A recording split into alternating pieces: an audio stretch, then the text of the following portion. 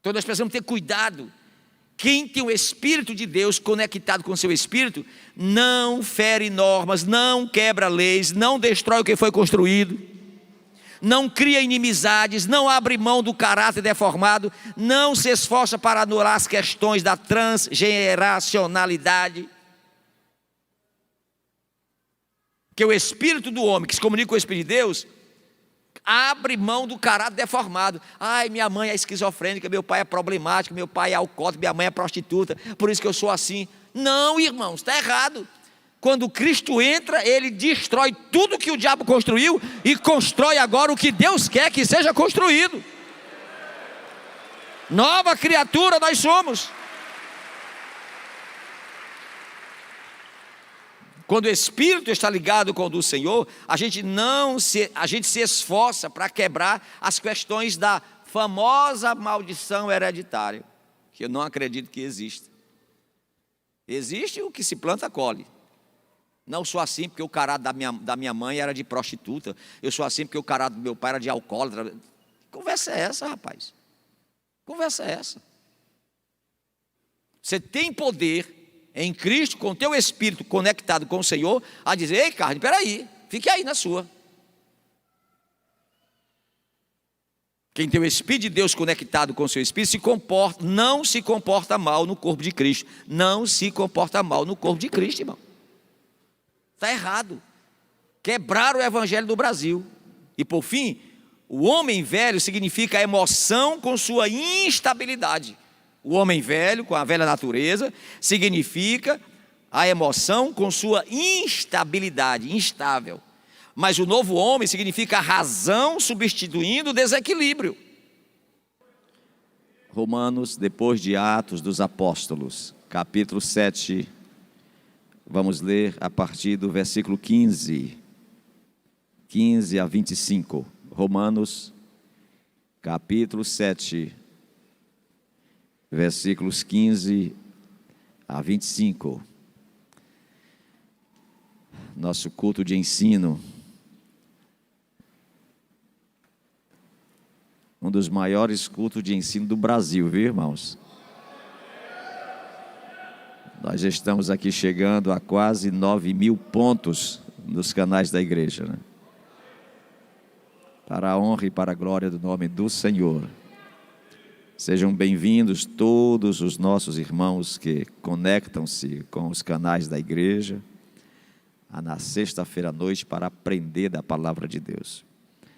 O tema da palavra de hoje é o desafio de controlar o homem interior. Qual é o tema? O desafio de controlar o homem interior.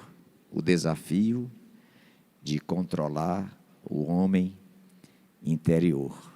E diz a palavra de Deus: porque nem mesmo compreendo o meu próprio modo de agir. Olha que declaração fortíssima deste grande personagem da humanidade depois de Cristo, chamado Paulo.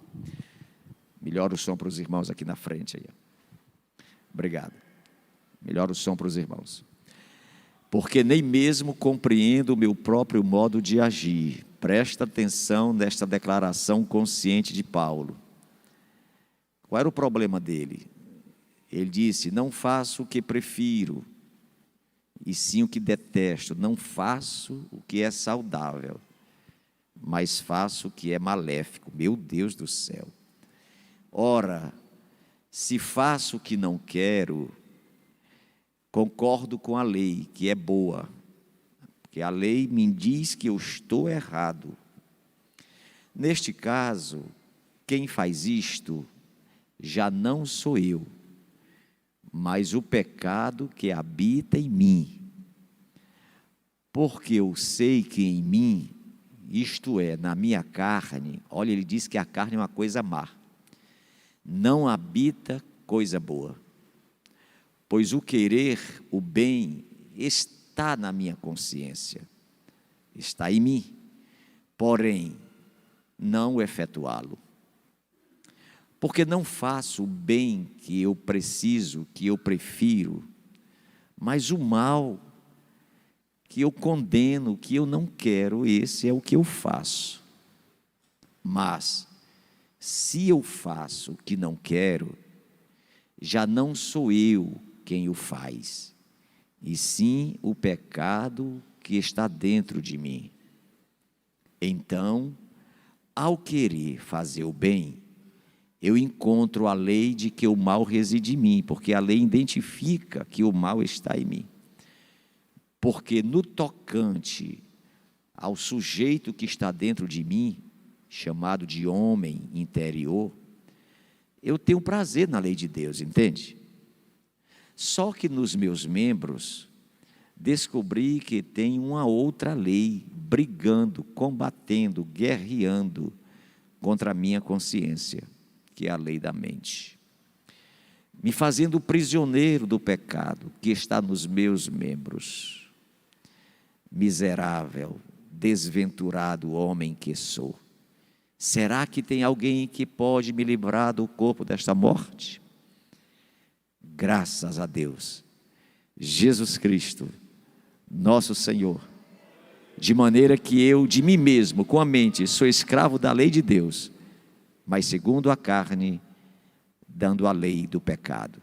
Deus fala com a tua igreja nesta noite e com toda esta multidão de irmãos espalhados por esse mundo, por esse Brasil, para aprender da tua palavra, em nome de Jesus. Amém? Podeis assentar. 18 de agosto, né? Já ultrapassamos aí a primeira quinzena de agosto do mês, né? Aí já começa a faltar o dinheiro, né? Já começa a faltar o combustível e outras coisas mais. Mas parabéns para os que vieram, amém? Qual é o tema do sermão hoje? Qual é o tema? O desafio de controlar o homem interior. Qual é o tema? Vocês sabem que desafio é algo que pode gerar impossibilidades, ou então dificuldades de conquistar, tá? Desafio, tá certo? Controlar significa equilibrar. Vamos aprender. Buscar equilíbrio. E tudo aquilo que se busca equilíbrio, se exerce esforço, se exige esforço. Digam comigo, todo equilíbrio exige esforço. A compreensão que todos nós temos do equilíbrio é quando a gente olha para uma gangorra. Você sabe que a gangorra é aquela haste de madeira, de forma horizontal, com a base vertical, não é? E os lados soltos, né? Vamos supor que eu coloque 60 quilos na haste, na ponta da haste direita e 60 na esquerda, não significa dizer que ficará linear, igualitário, porque exigirá o esforço de ambos, mesmo tendo o mesmo peso, para equilibrar, não é? Interessante é que os engenheiros, os construtores, afirmam que se a parede estiver torta, ela não balança. Mas se ela estiver perfeita, o balanço é natural. O equilíbrio. Né? Interessante isso, né? Então, o desafio é tudo aquilo que nós produzimos um pensamento ou um sintoma de impossibilidades. Porém, temos capacidade de superar e aí alcançar aquilo que a gente planeja, que a gente quer. E o controle é esse esforço que a gente tem que fazer. Eu acho que o controle está mais para a autodisciplina. A autodisciplina, o alto aqui não é com L, de altura, mas é com U, de profundidade.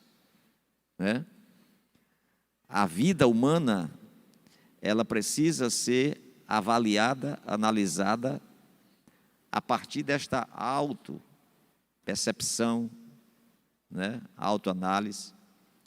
Todos nós quer tenhamos diplomas, quer tenhamos anel no dedo, quer tenhamos estudado, mas todos nós, independente de conhecimento, nós temos capacidade, porque nós sabemos pensar. Pensar é uma atribuição que Deus, o Criador, colocou em todos nós, né? O pensar independe de você ser intelectual ou estudado.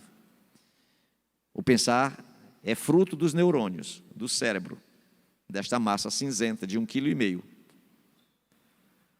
que rege tudo aqui embaixo. Então, é fácil? Não. É possível? Sim. Então, nós temos condições de sermos discípulos de Cristo, renunciar ao mundo? Temos. É fácil? Não. Por que não é fácil? Porque nós vivemos esse metabolismo. Nós temos um corpo, que é o transporte, né? O invólucro, que conduz a alma e o espírito. Então, nós temos o corpo que gosta das coisas da terra, porque ele é pó. Entendeu? É tanto que todas as medicações que nós ingerimos e que nós usamos vêm da terra, né? A pandemia nos ensinou a tomar zinco, né? Tomar, que mais? Outras medicações que vêm do solo, tomar sol, né? Hoje a imprensa mundial assustou-nos novamente com uma variante da Covid-19 surgida na Inglaterra, e hoje teve o primeiro caso em São Paulo, né? Já temos que começar a orar e pedir graça ao Senhor para não começar tudo de novo, porque parece que esse é o projeto, né, de se começar tudo de novo, né? Então, a carne, voltando para o sermão, a carne, ela adora, ela gosta das coisas daqui de baixo. É a tendência dela, a inclinação dela. É tanto que quando sai o espírito e a alma, a gente é obrigado a voltar para o pó, né? Tá certo? Mas existe esse espírito dentro de nós que sofre, né? Dentro de uma cadeia, dentro de uma caixinha, sufocado, asfixiado pelos desejos da carne. Compreende? Então o apóstolo São Paulo refere-se ao homem interior várias vezes em seus escritos. Isso não é uma coisa esporádica, é algo que a Bíblia ensina de forma veemente. E Paulo fala deste homem interior em seus escritos. Por exemplo, em 2 Coríntios 4,16, ele diz algo muito interessante. 2 Coríntios 4,16 diz: por isso não desanimamos, pelo contrário, mesmo que o nosso homem exterior se corrompa, contudo, devemos esforçar-nos para que o nosso homem interior se alimente e seja renovado todo dia. O que é que Paulo está dizendo? Que todo dia o nosso corpo é tendencioso à corrupção. Eu já expliquei a vocês que a palavra salvação, em sua etimologia e significado, é escapar da corrupção que há no mundo. O que é que se corrompe? É o nosso corpo, é o homem exterior. E Paulo está nos insultando a termos este equilíbrio e este esforço para alimentar o homem interior. Uma vez o homem interior alimentado, eu quero até que vocês repitam comigo, digam: uma vez que o homem interior esteja alimentado, coordenará todas as ações do homem exterior. Então, quando esse espiritual, este homem espiritual está normatizado, organizado, gerenciado pelo Senhor, ele tem força para desafiar a carne. Não significa dizer que ele vai anular a carne, mas ele vai desafiar a carne a ela submeter-se à espiritualidade, à dimensão espiritual. Quando o espírito está fragilizado, sofrendo de inanição, que é a ausência do alimento, a carne prevalece. A gente não consegue se comportar mesmo dentro da igreja, a gente sai da igreja, a gente se desvia, a gente vai para o mundo, a gente mesmo na igreja se comporta de forma não republicana espiritualmente falando, porque a carne foi alimentada. Assim como nós precisamos, biologicamente, para termos energia, saúde e força, comer o dia todo, né? Eu estou passando essa experiência de corte alimentar, estou só a graça, ofegante, cansaço, cansado, né? Estou brigando com aquilo que me fez mal e que eu tenho necessidade de pôr para dentro porque me gera proteína, né? Tá certo?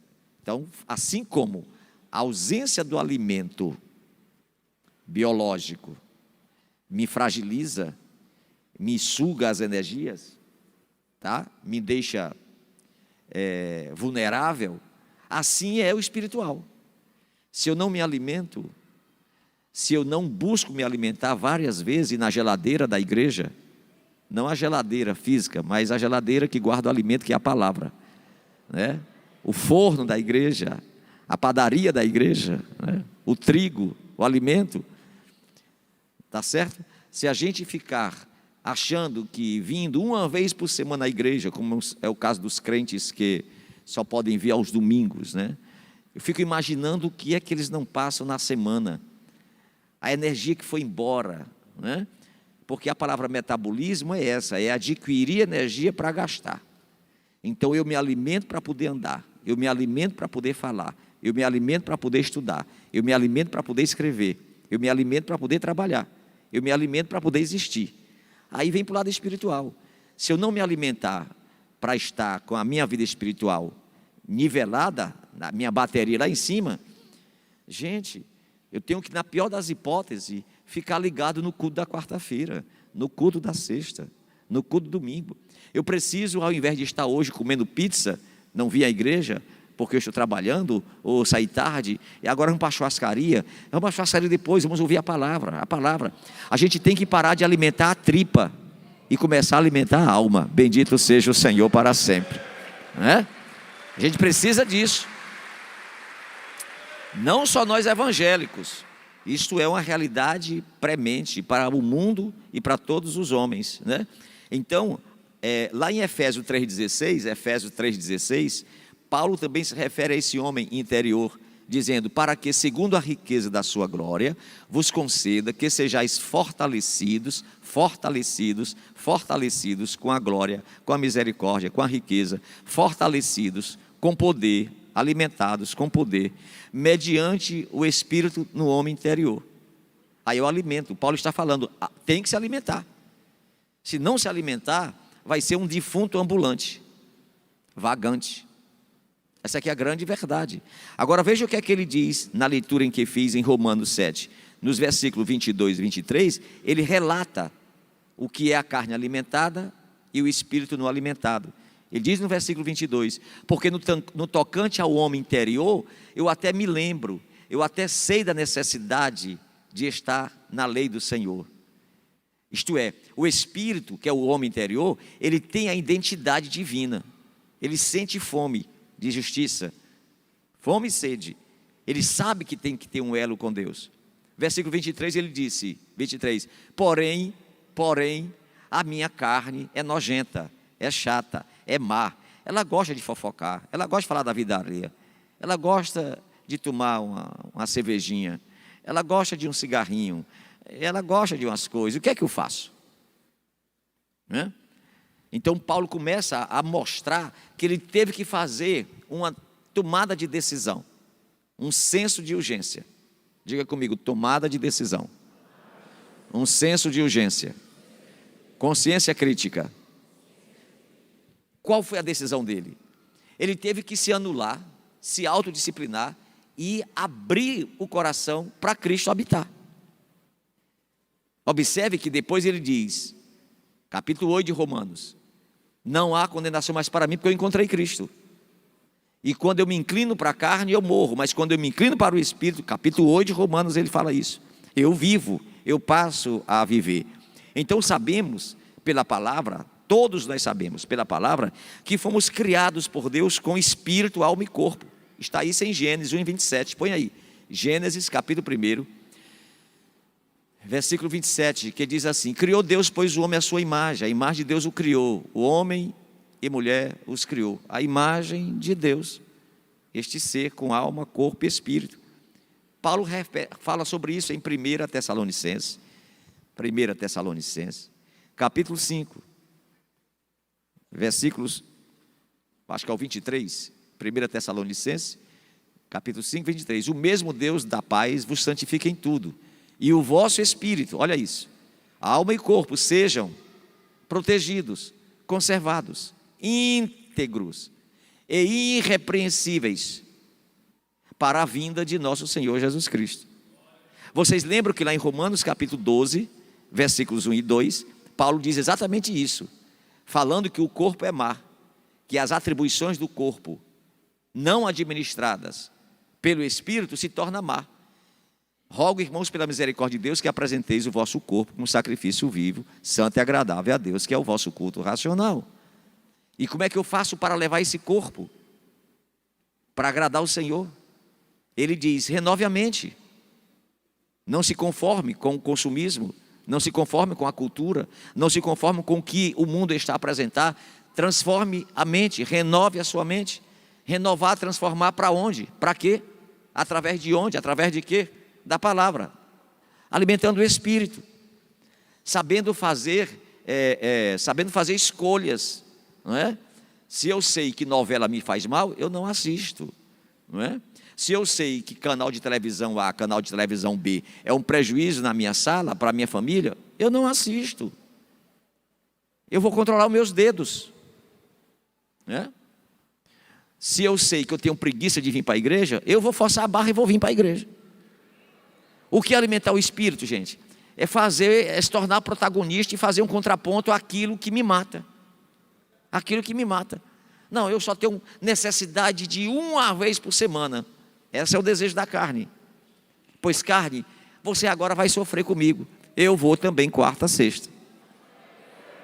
Não, mas eu estou trabalhando, estou cansado, mas eu vou dar um jeito, nem que eu chegue lá no amém, mas eu vou só para dizer para você, carne, que você não domina o espírito. Compreende? Isto é uma guerra, é um embate. Paulo diz isso em Efésios, capítulo 6, versículo 10. É uma guerra. Então, se a gente não tiver consciência, quer ver uma coisa? A gente não se esforça para passar de ano, sim ou não?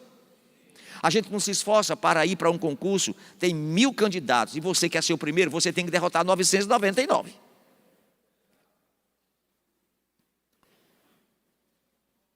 Irmão, tudo a gente se esforça.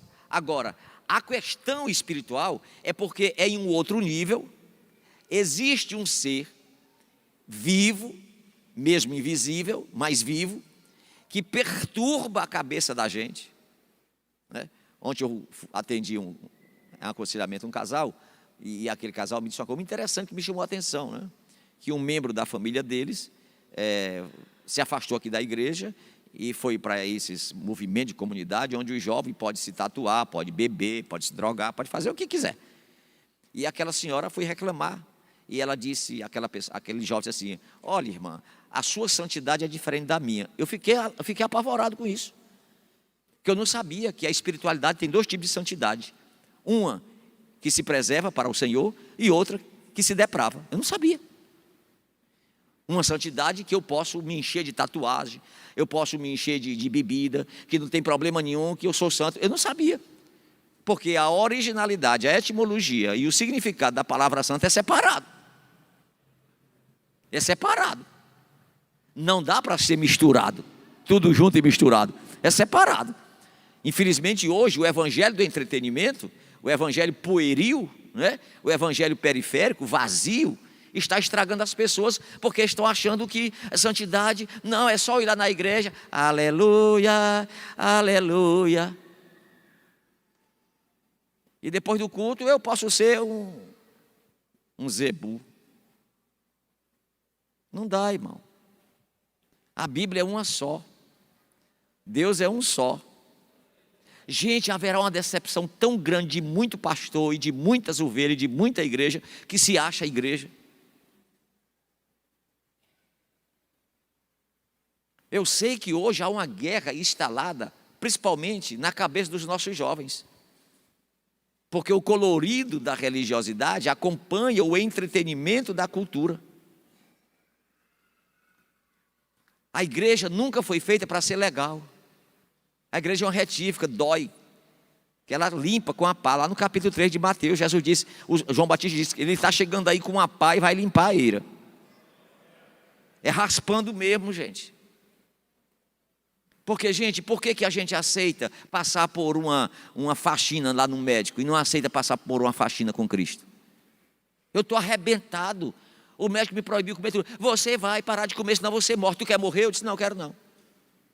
Eu ainda quero pastorear a igreja muito tempo. Então, pare. Irmão, não é brincadeira não. Hoje eu cheguei naquela mesa, eu digo, irmão Luiz, eu não aguento mais peixe não. Irmão, para onde eu me viro é peixe. Eu não aguento mais não. Não é? Aí o médico disse assim, mas você precisa se cuidar. Não é uma faxina? E eu com medo de morrer não estou obedecendo, chorando. Se eu tirar o paletó aqui, vocês vão ter pena de mim. Só está os ossos. Eu brigando para não morrer cedo. Aí, engraçado, Deus, Cristo não pode exigir nada da gente. Nós temos que comer o que a gente quer, ser do jeito que a gente quer. Nem assim não, abestado. Nem assim não. Deus não dá a glória dele para ninguém. Se você obedece o guarda de trânsito, obedece o maconheiro que te fornece maconha, se obedece tudo que é de demônio lá fora, por que você não pode obedecer ao Senhor? Pois fique sabendo que o céu não é monturo não, nem rampa de colocar porcaria, nem lixo. O céu é lugar de santidade, de luz, de graça, de glória. Pelo amor de Deus, que é isso, gente? Precisamos entender isso. Nós temos que administrar esse espírito interior, que é o nosso homem interior.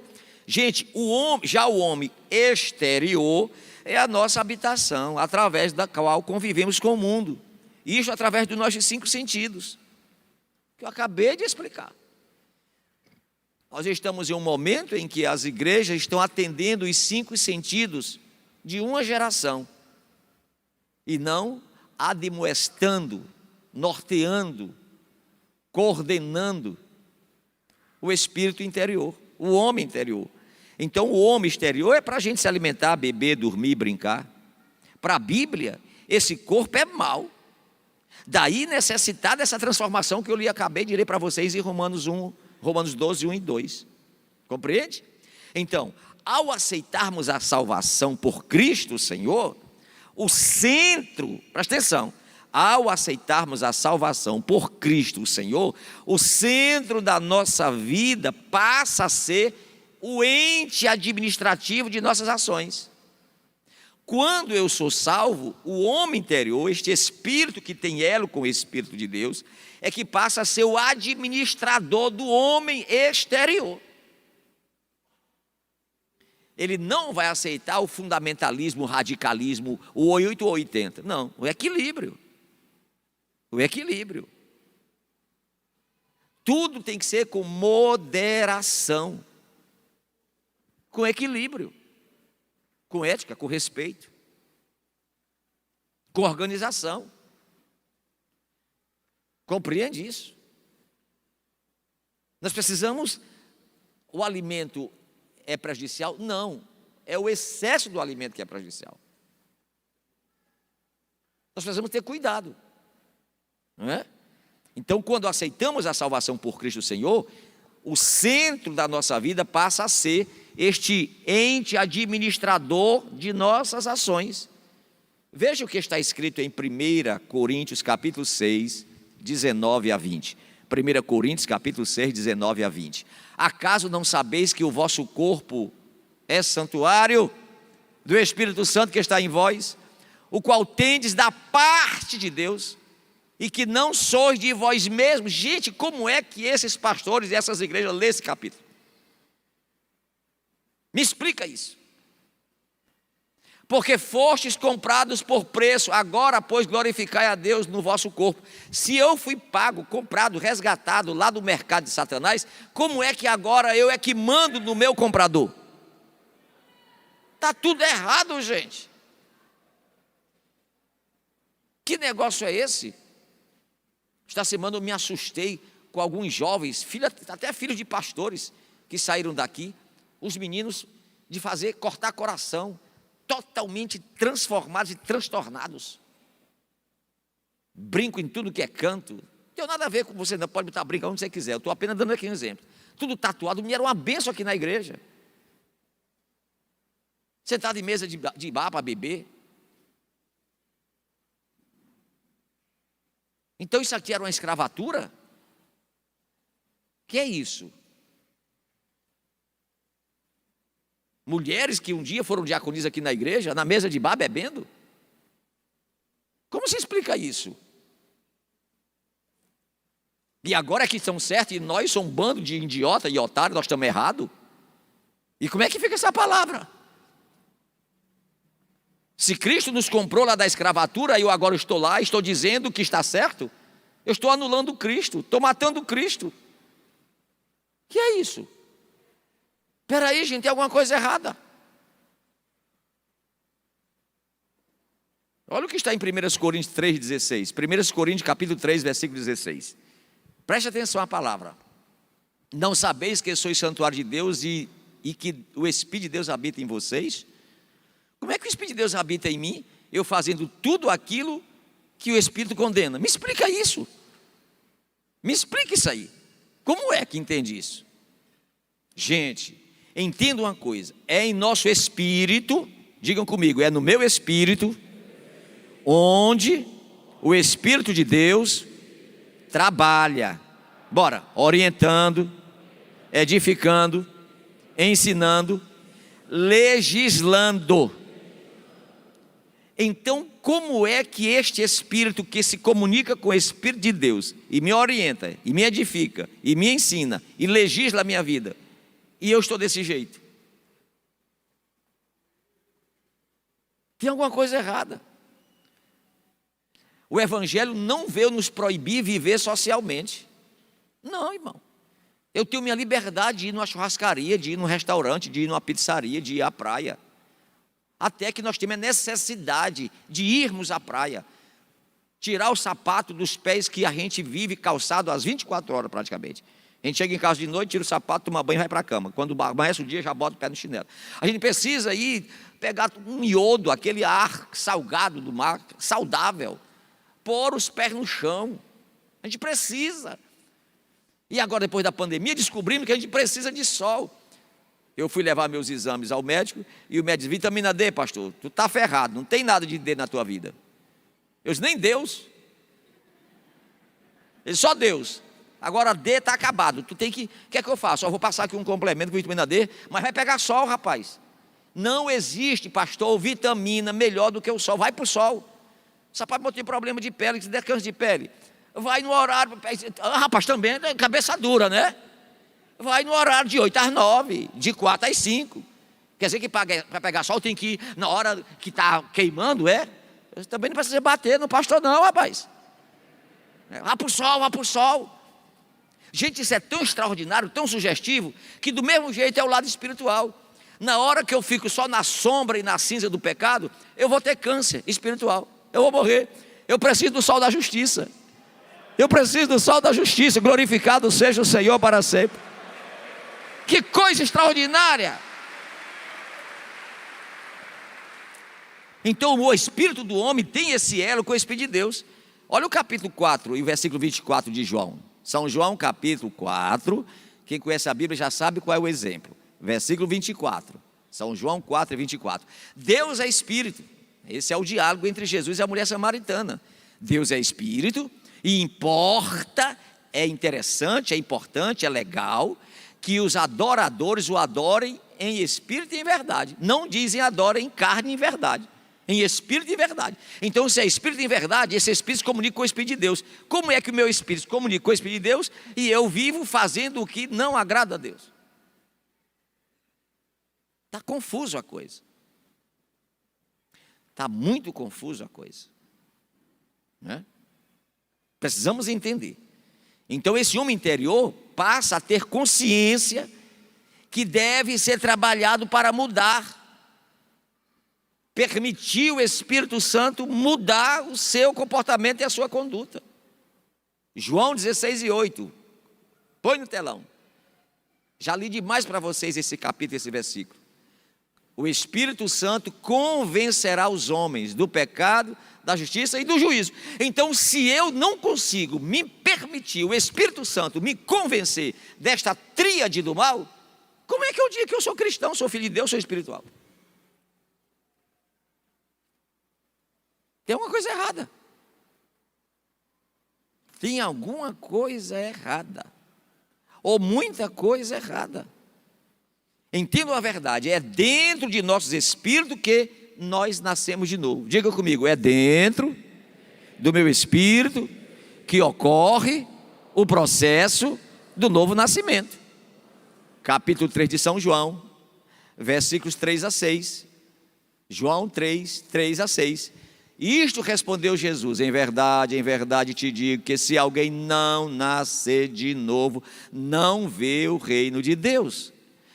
Nicodemos perguntou: e como é esse processo? Se eu já sou homem velho, eu tenho que tornar ao ventre da minha mãe e nascer a segunda vez?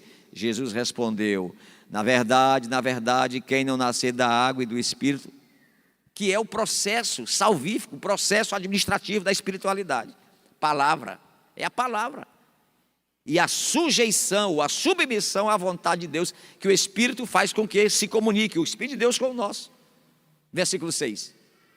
O que é nascido da carne, é carne, só produz carne. Precisa do processo salvífico chamado redenção, para que o Espírito comece a agir, administrando as minhas decisões e escolhas carnais. Todos vocês que foram do mundo, eu já nasci no Evangelho, mas todos vocês que foram do mundo, sabem perfeitamente o que vocês tinham apetite para fazer. Sim ou não? Cocaína, crack, maconha, cachaça, cerveja, uísque, charuto, cigarro.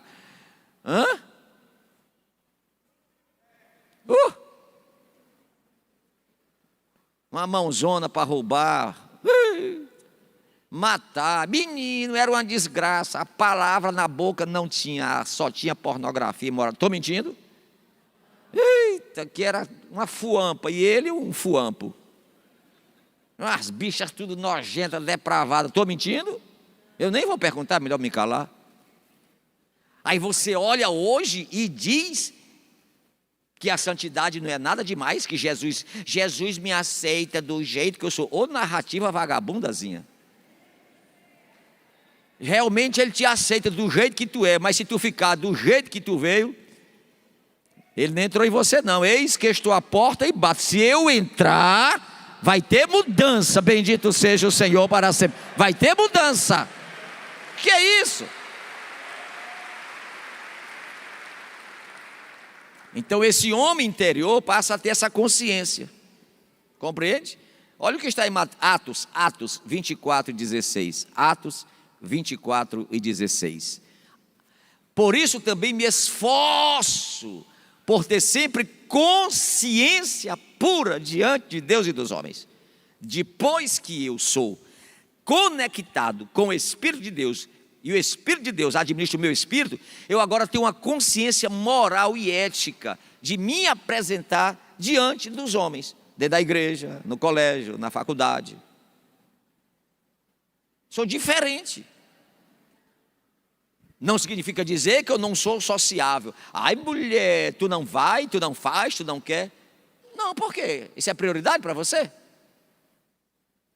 Você não bebe? Mas por quê? O que é que você ganha? Ave Maria, muito legal, é bacana. É? Aguarde o tempo. Espera um pouco. Quantos irmãos tiveram suas vidas ceifadas pelo câncer de pulmão, pelo câncer de fígado, porque viveram a vida inteira fumando e bebendo? Porque o amiguinho chamou, é legal, é bacana. Não, papai, não deixa não. Fuma escondido, é legal. A gente viaja para as nuvens e cai.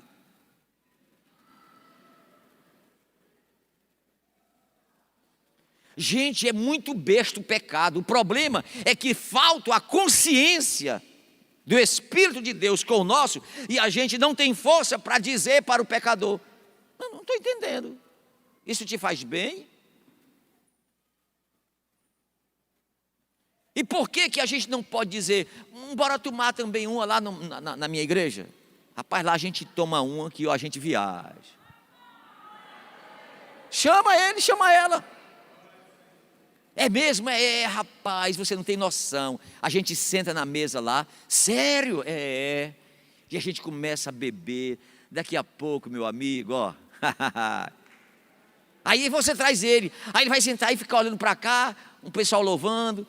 Aí quando termina, e cadê a mesa? Tu não viu, não? A mesa posta.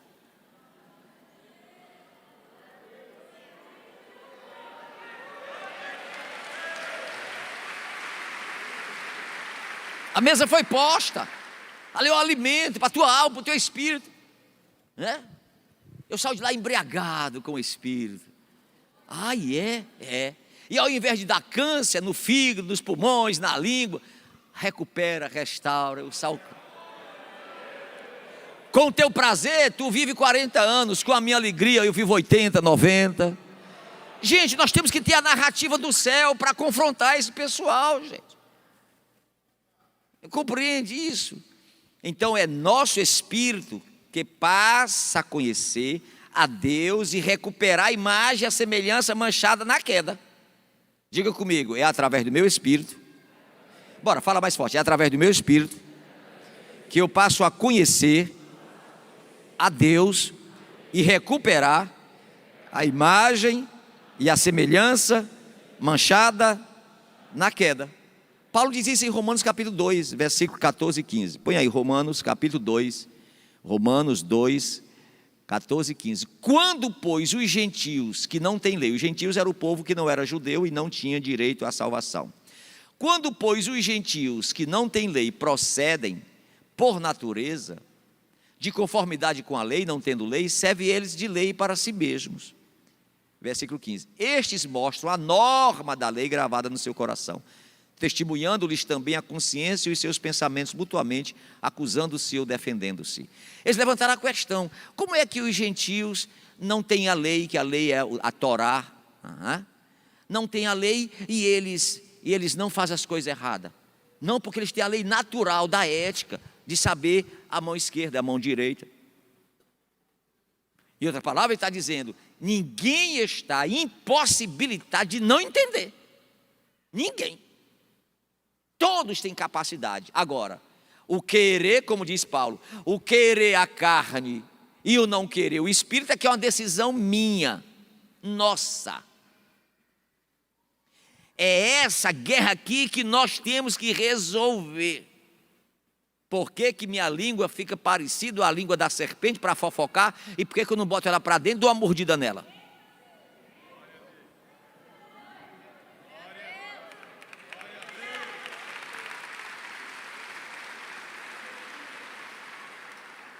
Por que os meus olhos ficam vidrados para olhar o defeito do outro? E por que eu não arranco o meu olho de lá? Jesus disse, é melhor entrar no céu caolho do que com os dois e para o inferno.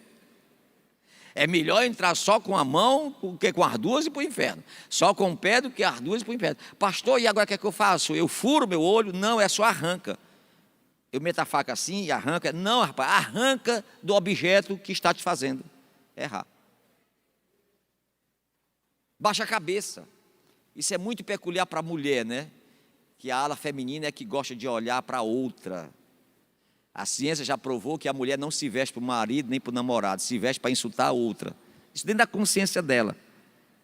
É inerente à consciência. Ela nem faz sabendo, ela nem sabe disso. Mas é da índole da alma dela. Bicha véia nojenta, pensa que eu não sei me vestir também. Né? Vocês já observaram que toda mulher olha para a roupa da outra? Sim ou não, mulherada? É, mulherada, é verdade.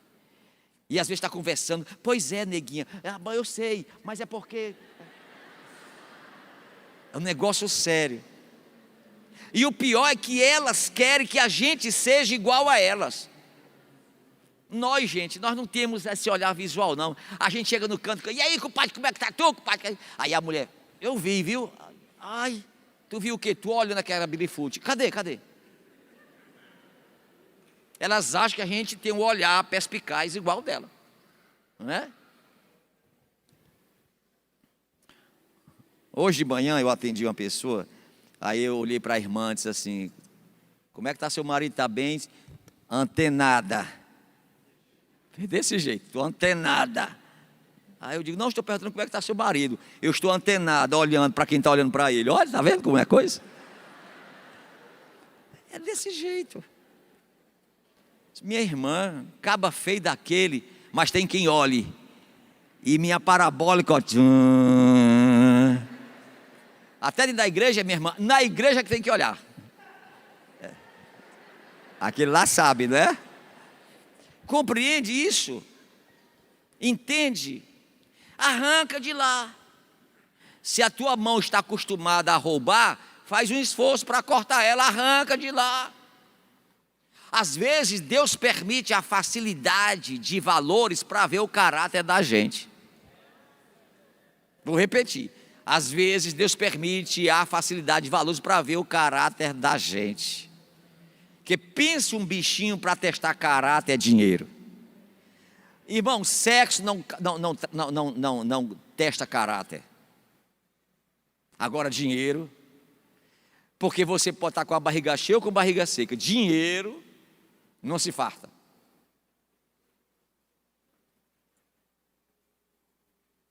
Poder, posição. E agora que nós estamos numa geração, numa sociedade completamente desvairada e fissurada em dinheiro. Agora é que a tribulação é grande. Eu estou torcendo que já apareça o novo dinheiro, que soma o dinheiro em espécie, que vai ser bom demais. Eu sou de um tempo, irmão, que tinha crente, que tinha diácono, que antes de chegar na tesouraria, metia a mão na sacolinha da oferta e botava no bolso do paletó.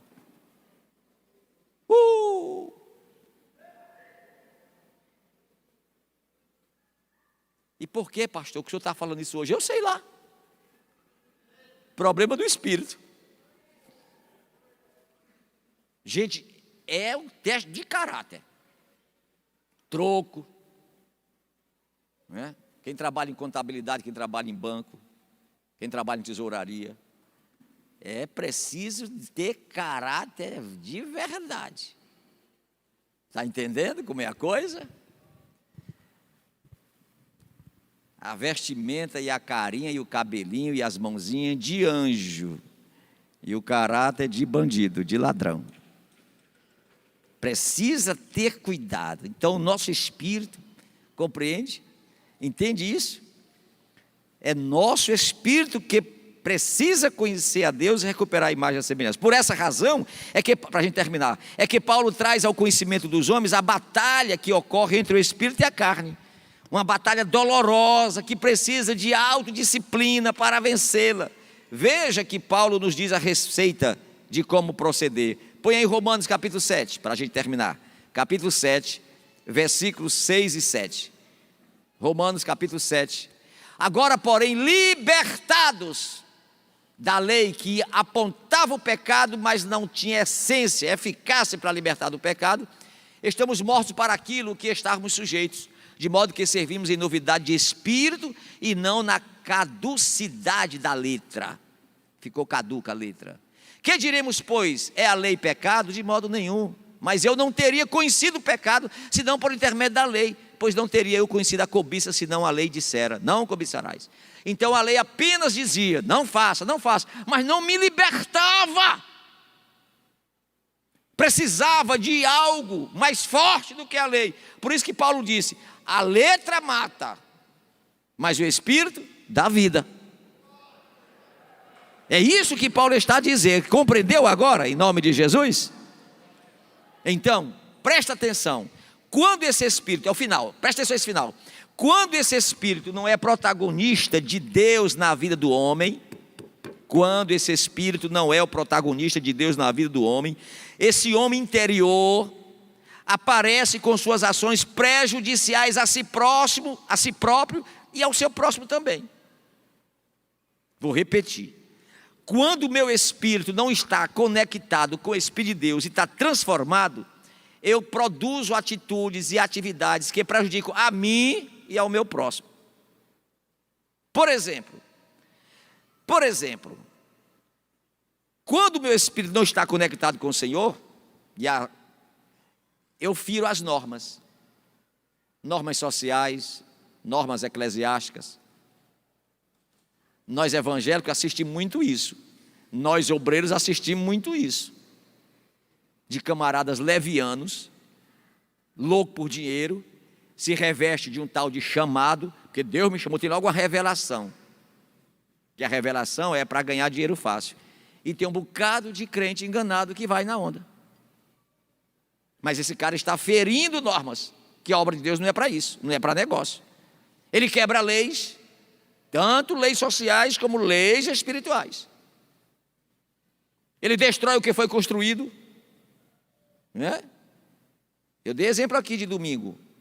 Um grupinho aqui, uma panelinha aqui, acabou com o casamento aqui de uma senhora, destruiu a família daquela senhora, e aquela senhora, com a razão irracional, se achando livre, correta, justa, não, eu estou com a razão.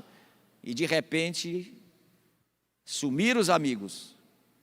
Porque todos têm as suas atividades, mas não dá para você viver 100 anos ao lado de uma pessoa alimentando aquela pessoa. Não dá. Sumiram os amigos, ela procurou de um lado, procurou do outro. Aí veio domingo aqui, cadê meu marido? Cadê minha família? Eu quero perdão. Me lembrei do filho pródigo, caindo em si. Então nós precisamos ter cuidado. Quem tem o Espírito de Deus conectado com o seu Espírito, não fere normas, não quebra leis, não destrói o que foi construído, não cria inimizades, não abre mão do caráter deformado, não se esforça para anular as questões da transgeracionalidade. Que o Espírito do homem que se comunica com o Espírito de Deus abre mão do caráter deformado. Ai, minha mãe é esquizofrênica, meu pai é problemático, meu pai é alcoólatra, minha mãe é prostituta, por isso que eu sou assim. Não, irmãos, está errado. Quando Cristo entra, Ele destrói tudo que o diabo construiu e constrói agora o que Deus quer que seja construído. Nova criatura nós somos. Quando o Espírito está ligado com o do Senhor, a gente se esforça para quebrar as questões da famosa maldição hereditária, que eu não acredito que exista. Existe o que se planta, colhe. Não sou assim porque o caráter da minha mãe era de prostituta, eu sou assim porque o caráter do meu pai era de alcoólatra. Conversa é essa, rapaz? Conversa é essa? Você tem poder em Cristo, com o teu espírito conectado com o Senhor, a dizer: ei, carne, peraí, fique aí na sua. Quem tem o Espírito de Deus conectado com o seu Espírito não se comporta mal no corpo de Cristo. Não se comporta mal no corpo de Cristo, irmão. Está errado. Quebrar o evangelho do Brasil.